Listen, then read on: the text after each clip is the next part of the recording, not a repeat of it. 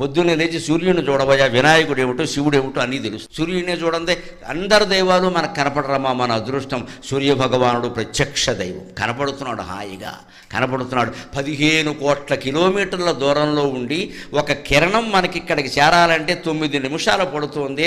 అంత 9 నిమిషాల్లో కొన్ని కోట్ల కిరణాలని భూమండలానికి అందించి భూమండలాన్ని అంతటినీ తేజోవంతం చేస్తున్న సూర్యుడికి ఎన్ని నమస్కారాలు చేస్తే రుణం తీరుతుంది.